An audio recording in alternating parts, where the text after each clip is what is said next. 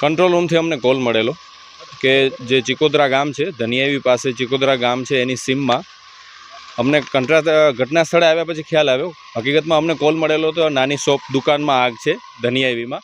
ઘટના સ્થળે આવી અને ખ્યાલ આવ્યો કે જે સ્ક્રેપનું મોટું જે મેદાન છે એ આપની સામે જોઈ રહ્યા છો કે ભરેલું હતું અને વિશાળ આગ હતી. તાત્કાલિક આવી અને આગને કંટ્રોલ કરવા માટે અમે તૈયારી સાથે આવ્યા હતા. ટીમે પૂરેપૂરું આગ કંટ્રોલ કરી લીધી છે અને આગ હાલ કંટ્રોલમાં છે. જે રીતના સ્ક્રેપનું ગોડાઉન છે અહીંયા સ્થાનિકોની વિગત અનુસાર આ લોકો વારે ઘડે વાયરોને પણ બારે છે, એ માટે પણ જીટીસીબીનું લાયસન્સ હોવું જરૂરી છે. તો શું આમની કંઈ ચકાસણી થશે? આ 100% એ તપાસ થવી જ જોઈએ, કારણ કે જો એ નોર્મલી આગ લગાવવા માટે વાયરોને સળગાવે છે તો ક્યાંક ને ક્યાંક આગ લાગવાનું કારણ પણ એ બની શકે છે. તો એ ખાસ તો એક આગ ન લગાડવી જોઈએ અને જે પણ એ લાયસન્સ લેવા પાત્ર છે એમને ખૂબ જરૂરી લેવું છે અને એની તપાસ થવી જોઈએ. આ ગોડાઉનનો માલિક કે 4-5 જણા સાથે હતા? એ અત્યારે અમને પરફેક્ટ એક વ્યક્તિ નથી મળેલા.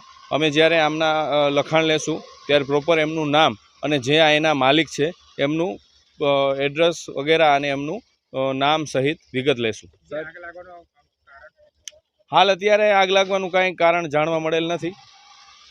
સાહેબ, વારે ઘડે આગ લાગવાના કારણે ઘણી બધી નુકસાની થઈ હોય અને આવા લોકો પાસે જો જીટીસીબીનું લાયસન્સ ના હોય, આવી રીતના આગ લગાવીને જો નુકસાન થતું હોય તો એની પર કોઈ કડક કાર્યવાહી થવી જરૂરી છે. હા, જે નિયમો અનુસાર એમને જે પણ લાયસન્સ લેવાનું થતું હોય તો એ ખૂબ જરૂરી છે. ના હોય તો એમની ઉપર કાર્યવાહી થવી જ જોઈએ. સ્ક્રેપના ગોડાઉન માટે પણ કે એનઓસી લેવી જોઈએ, કારણ કે આવી રીતના વારે ઘડે આગ લાગતી હોય તો. તમે જોઈ રહ્યા છો કે આપણે એક ખુલ્લા મેદાનમાં છીએ. એ પ્રોપર સ્ક્રેપનું મેદાન શું કે એક ગોડાઉન પણ નથી અને એક મેદાન ઉપર એમને પૂરો સ્ક્રેપ રાખેલો છે. તો નિયમ અનુસાર જે પણ લાગતું હોય એ ફરજિયાત લેવું જરૂરી છે. જો સ્ક્રેપનું ગોડાઉન હોય તો એમને એનઓસી લેવી પણ જરૂરી હોય છે. અત્યારે અમારી જેઆઈડીસીની ટીમ સાથે અમે આવ્યા છીએ અને અમારી જેઆઈડીસીની ટીમ 2 ફાયર એન્જિન સાથે અમે અહીંયા ઘટના સ્થળે આગને કંટ્રોલ કરેલી છે. સર, આપનો પરિચય? Sub officer Hirendan Gadhvi.